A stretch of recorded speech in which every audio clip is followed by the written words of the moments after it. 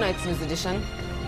His Majesty says the economy is Jordan's foremost concern and that collective national efforts are needed to face security challenges and enforce the rule of law.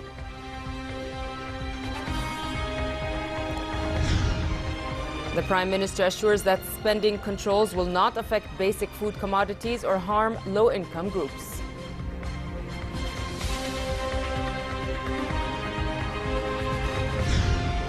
And Iraqi forces oust Daesh from all districts of eastern Mosul.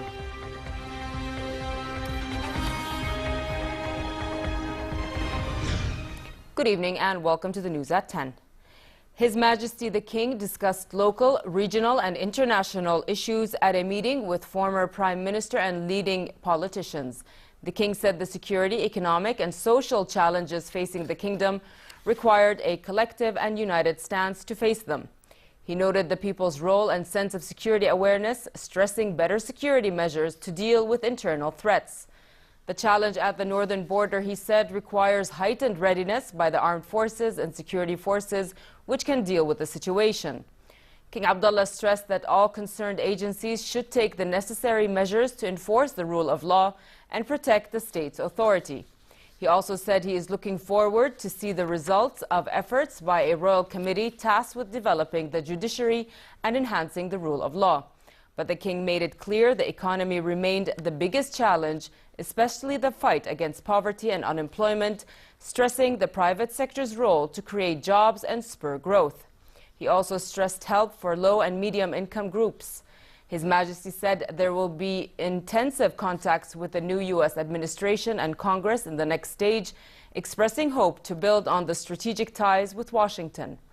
The King also spoke about the Middle East peace process and other regional conflicts, as well as the upcoming Arab summit that Jordan will host in late March.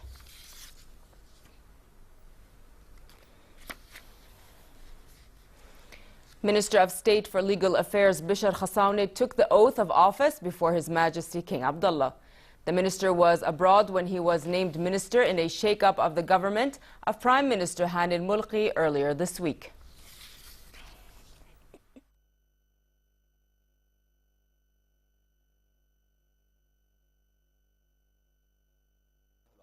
أن أكون مخلصا للملك وأن أحافظ على الدستور وأن أخدم الأمة وأقوم بالواجبات الموكولة إلي بأمانة. والآن يتشرف معالي الوزير بالسلام على جلالة الملك المعظم.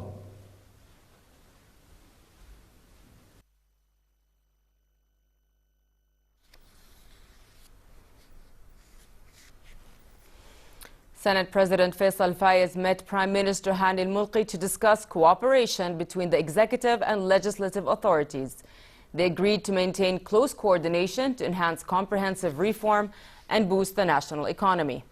During earlier meetings with parliamentary blocs, Mulki made it clear that any governmental economic measures and steps to deal with the budget deficit and foreign debt would not affect basic food commodities or harm the low and medium income groups. He assured that there will be no tax hikes on more than 70% of foodstuff and that only luxury items would be subject to a tax or customs increase. Mulki told the lawmakers that the price of cooking gas cylinders would remain fixed and that stationery and school materials, medicines and baby foods will not see any price hikes. He said 2017 will be a year of austerity with unprecedented spending cuts in government agencies, as well as a ban of the purchases of cars or furniture. The Prime Minister said he asked the Finance Ministry to put strict limits on the high salaries of senior government staff members. Mulki said foreign debt had increased to unprecedented levels in violation of the public debt law, which he called unacceptable. He pledged the indebtedness and to be kept in safe levels and to get rid of the deficit.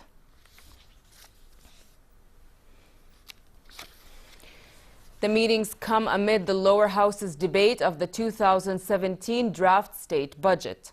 For the fourth day in a row, lawmakers addressed the House in a marathon debate of the bill in a session attended by Mulki and cabinet ministers.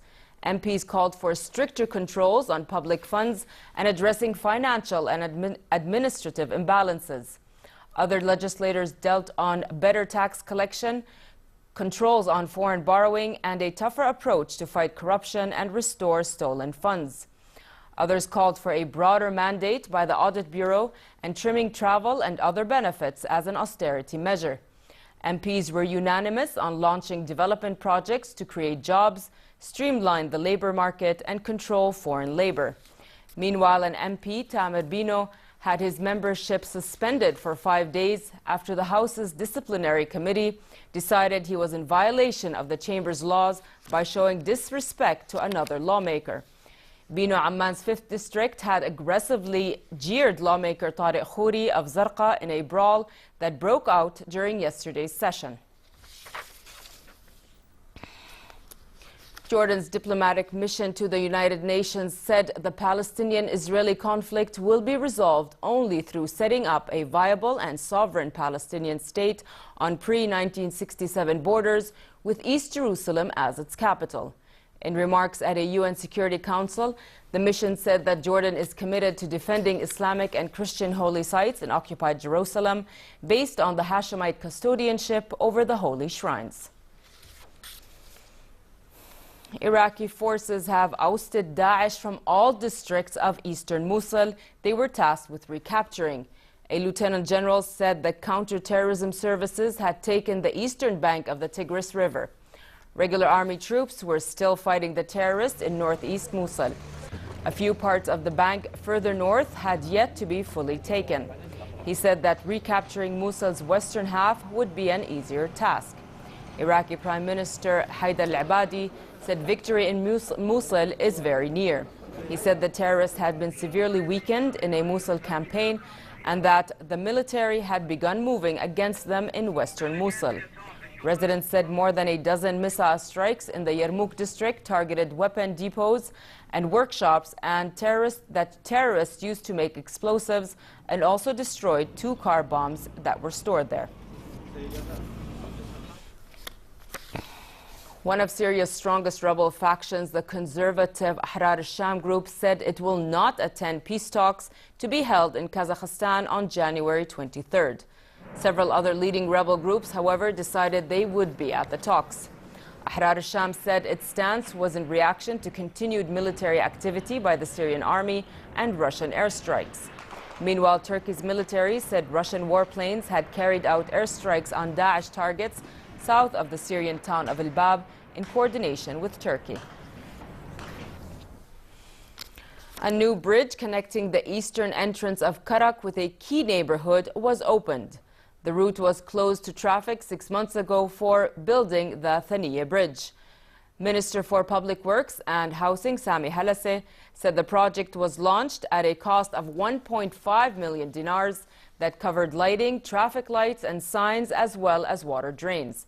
The minister also said other projects in Karak will include maintenance of the ring road and the rehabilitation of other routes in the city, a key tourist attraction.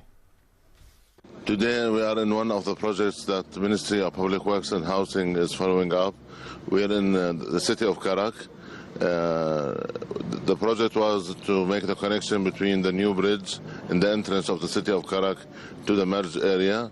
It is a landslide area. That's why the project took us a longer time than proposed. But thanks God, today we are at the site and we opened the traffic on the new highway. A series of strong earthquakes hit snowbound central Italy. They forced the closure of hundreds of schools as well as rail links and even Rome's underground railway. The first of a barrage of quakes measuring up to a magnitude of 5.7 caused no serious damage or injuries, although some abandoned structures collapsed. Here's more. Central Italy shaken by a spate of strong earthquakes on Wednesday. Unnerving residents still rattled by last year's deadly tremors. No reports of injuries or serious damage. Hundreds of schools forced to close. Evacuated students huddling together outside for support. The underground metro in Rome also suspended as a precaution. The capital city not accustomed to earthquakes. Many residents fleeing shaking buildings in fear.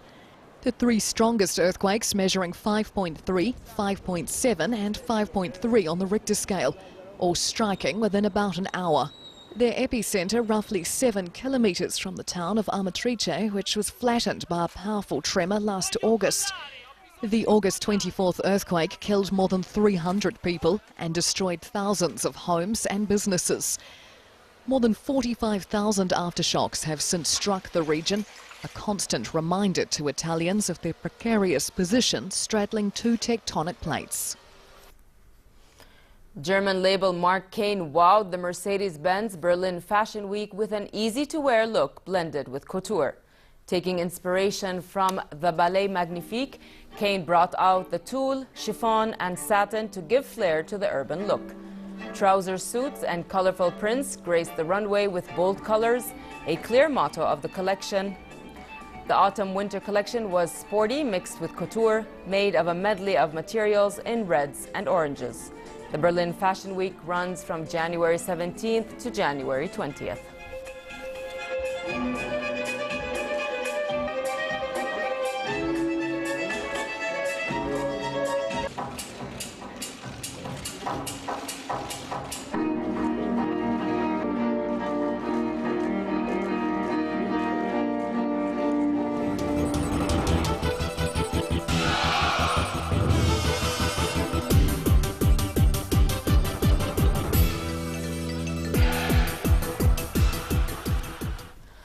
Andy Murray looked every bit the world #1 as he gave a Russian teenager, Andrei Rublev, a lesson in Grand Slam tennis to reach the third round of the Australian Open with a 6-3, 6-love, 6-2 win in Melbourne. The Briton was troubled only briefly by a rolled ankle after taking a nasty tumble in the third set, racing on to a meeting with American Sam Querrey in 1 hour, 37 minutes.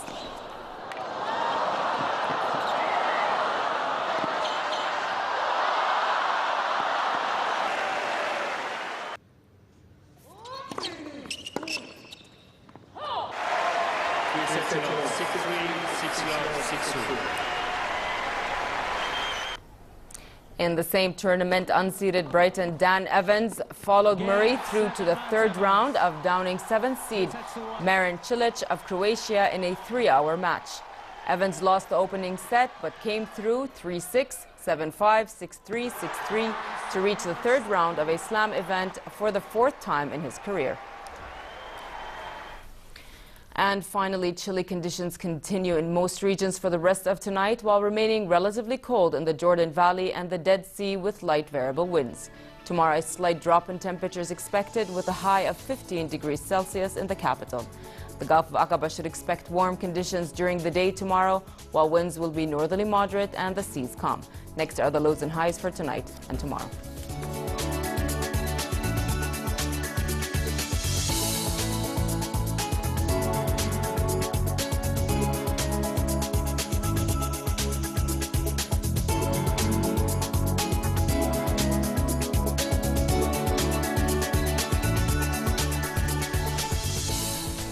To end the news, here's a reminder of our top stories.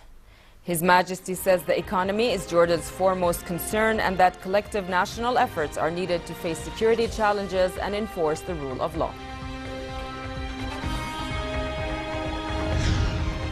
The Prime Minister assures that spending controls will not affect basic food commodities or harm low-income groups.